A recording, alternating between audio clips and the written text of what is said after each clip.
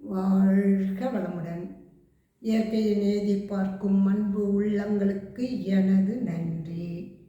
இன்னைக்கு என்ன டாபிக்? மனசு. ஒவ்வொருத்தரோட மனசு எப்படி இருக்குதுன்னு ஒரே ஒரு வார்த்தையில் கண்டுபிடிக்கலாம். எப்படின்னு பார்க்கலாமா? நம்ம இப்போ நீங்கள் ஃபோன் பண்ணுறீங்க, அவங்க நீங்கள் சொல்கிறது எல்லாம் கவனிக்கிறாங்களா பாருங்கள். எனக்கு தெரியாதுல்ல அந்த சைடில் எப்படி இருக்குதுன்னு. ஒன்று ஃபோனை இது பண்ணிட்டு ஸ்பீக்கரில் போட்டு அவங்க மட்டும் வேலையை பார்ப்பாங்க. அது ஒன்று. ஒருத்தரோட பேசினே உங்களுக்கு கேட்பாங்க. அது ஒன்று. இன்னொருத்தர் என்ன பண்ணுவாங்க, கவலையாக இருப்பாங்க. அவங்க போனால் இவங்களுக்கு வேறு வேலை இல்லை, ஃபோன் வந்துச்சுன்னு அவங்க நினைப்பாங்க. இது மாதிரி ஒவ்வொருத்தரோட மனநிலையும் ஒரு மாதிரி இருக்கும். அது நீங்கள் அவங்கள புரிஞ்சுக்கிறதுக்கு எப்படின்னு சொன்னால், ஒன்றும் இல்லை, நீங்கள் உட்காந்து ஃபோன் எடுத்த உடனே பேசுங்க. நீங்கள் என்ன பேசணுமோ பேசிடுங்க. பேசிட்டு அவங்க வைக்கிறதுக்கு முன்னாடி டன் டொடைங் அப்படின்னு சொல்லுங்க. அவங்க திடீர்னு நான் மனநிலை சூப்பராக இருந்துன்னு வச்சுக்க, அவங்களுக்கு எந்த கவலையும் இல்லை, ஃப்ரீயாக இருக்கிறாங்கன்னா உங்களது கவனிக்கிறாங்கன்னு அர்த்தம். கவனிச்சுட்டு நீங்கள் இந்த டொடைன்னு சொல்லும்போது அவங்க டக்குன்னு சிரிப்பாங்க. அது ஒருவர். அதே இன்னொருத்தருக்கு ஃபோன் பண்ணுறீங்க, அவங்கக்கிட்ட பேசுகிறீங்க, அவங்க என்ன சொல்லுவாங்க, இவன் நல்லா இப்போ சந்தோஷமாக இருக்கிறா, இவன் எதுவும் சொல்லுவா, இதுக்கு மேலேயும் சொல்லுவா அப்படின்னு சொல்லிட்டு எதுவும் சொல்ல மாட்டாங்க, கம்முன்னு வச்சுருவாங்க. அதே மற்றவர்களுக்கு பண்ணுங்க, அவங்க எந்த மனநிலையில் இருக்கிறான்னு பார்க்கலாமா? அவங்க என்னன்னுவாங்க, இவளுக்கு தான் வேறு வேலை இல்லை, உட்காந்து ஃபோன் அப்போ போதுன்னு பேசிக்கிறான், இவளுக்குன்னா எல்லாத்துக்கும் அடியாளுக்கிறாங்க, செஞ்சிடறாங்க, இவங்க பேசுவான் அப்படின்னு ஒருத்தர் நினைப்பாங்க.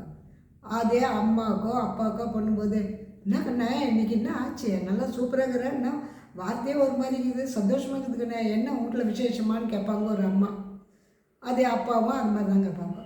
அதுவே கூட பிறந்த சகோதரர் இருந்தால் என்ன பண்ணுவாங்க, என்னடி ஆச்சு உனக்கு, என்ன சூப்பராக பண்ணுற நீ, என்ன எங்கே கற்றுக்கினது அப்படின்வாங்க. அவங்க கவலையாக இருக்கவங்க என்ன பண்ணுவாங்க, இவங்க என்ன நல்லா இருக்கிறாங்க பேசுகிறாங்க, நமக்கு அது கூட வரலையே சிரிப்புன்னு நீங்கள் நினைப்பீங்க. ஆனால் அதுக்கு விளக்கம் என்ன தெரியுமா? இவ்வளோ இப்போ நீங்கள் ஒரு ஃபோனில் எத்தனை பேரோட மனநிலை கண்டுபிடிக்கிறீங்களா இல்லையா? ஏன்னா அந்த வார்த்தையை வச்சு தானே. அப்போ எதுக்கு இந்த வார்த்தையை நான் சொல்கிறேன்னா, நான் செக் பண்ணேன். இது நான் ப்ரைவேட் கிளாஸில் இருந்தேன். நான் இது ஒரு வாரமாக நான் செக் பண்ணிவிட்டு எல்லாருக்கும் ஃபோன் பண்ணால் சிரித்தாங்க. சிலர் அப்படின்னு வச்சிட்டாங்க. சிலர் உனக்கு வேறு வேலை இல்லை அப்படின்னு வச்சிட்டாங்க. ஒருத்தர் என்ன சொன்னாங்க, நீ இன்னும் சின்ன குழந்தையா, வயசாகுதுன்னு உனக்கு தெரியலையான்னாங்க.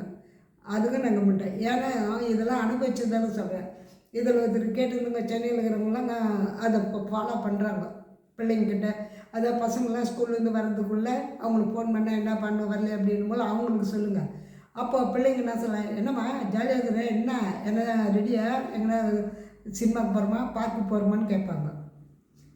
அதே கணவர்கிட்ட சொல்ல, என்ன ஆச்சுடி, யார்கிட்ட எது கற்றுக்கணும் வந்த நீ, இத்தனை நாள்லாம் சொல்லாமல் இப்போ திடீர்னு சொல்கிறீங்க, எனக்கு ஒரு மாதிரி சந்தோஷமாக திடீர்னு வரணும். அப்போ இது எத்தனை பேரோட மனநிலை இதில் நீங்கள் கண்டுபிடிக்கலாம்ல. எதுக்கு இது என்ன உதாரணம்னா, ஏன் அந்த வார்த்தைக்கு எல்லோரும் ஒரு சந்தோஷமாக மனநிலையை கண்டுபிடிக்குது எப்படின்னா, நீங்கள் அந்த நாக்கு இருக்குது மனம் அன்னத்தில், மேல் அன்னத்தில் சொல்லுவாங்கள்ல, அதில் ஒரு முறை ரெண்டு முறை படுறதால மூளை செல்லுக்கு கரெக்டாக போயிடுது. அந்த மூளை செல்லு வேலை செய்யும்போது மற்றவங்களோட மனநிலை கண்டுபிடிக்குது. சிரிச்சாங்கன்னா அப்போ உன்னோட ஃபோனை நல்லா கவனிச்சிக்கிறாங்கன்னு அர்த்தம். ஒருத்தர் திட்டுறாங்கன்னா அவங்க கூட பேசுறது விருப்பம் இல்லைன்னு நினைக்கிறாங்க. இதை நீங்கள் ஒவ்வொன்றா அனுபவிச்சுட்டு எனக்கு கமெண்டில் சொல்லுங்கள். எப்படி இருக்குதுன்னு தெரியல. இப்போ மலேசியாவில் ஒருத்தர் சொன்னால், அவர் கிளாஸில் இது பண்ணி, ஏமா எனக்கு இது ரொம்ப நான் பசங்கிட்ட சொல்லும்போது சிரிக்கிறாங்க, சந்தோஷமாக இருக்குது அப்படின்னா. அதே மாதிரி தனிமையாகிறவங்கன்னா எனக்கு பரவாயில்ல, இது சொன்னாங்க, எனக்கு இதை சொல்கிறா, அது எனக்கு டக்குன்னு சிரிப்பு தான் வருது, பரவாயில்ல. அந்த ஒரு செகண்ட் நீங்கள் சிரிக்க வைக்கிறீங்கள, அதுவே ஒரு இது தானே, உங்களுக்கு கிஃப்ட்டு தானுங்க. எல்லோரும் நீங்கள் சிரிக்க வச்சுட முடியுமா? ஜோக் அடிப்பீங்க 4 பேரோட, தனியாக ஜோக் அடிச்சா சிரிப்பாங்களா பாரு? சிரிக்க மாட்டாங்க. அதுக்கு நீங்கள் அனுபவிச்சுட்டு எனக்கு கமெண்டில் சொல்லுங்க எப்படி இருக்குதுன்னு. இதை பிள்ளைங்களுக்கும் சொல்லிக் கொடுங்க. ஸ்கூலுக்கு போனால் அவங்க ஃப்ரெண்ட்ஸுக்கு சொல்லுங்களா, டொடைங் கிளாஸுக்கு முடிச்சுட்டு சில ஏபிசி இருக்குல்ல கிளாஸு, அந்த ஏபிசி பேசிடும்போது பிக்கு செக்ஷனில் இருக்கிறவங்க போகும்போது டொடைங் சொல்லிட்டு போவோம். அப்போ அந்த பிள்ளைங்க சந்தோஷம் எப்படி இருக்கும், அப்போ மிஸ்ஸு கேட்பாங்க, என்ன ஆச்சு உங்களுக்கு, என்ன திடீர்னு இது மாதிரிலாம் பேசுகிறீங்கன்னு கேட்பாங்க.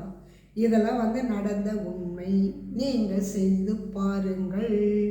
வாழ்க வளமுடன்.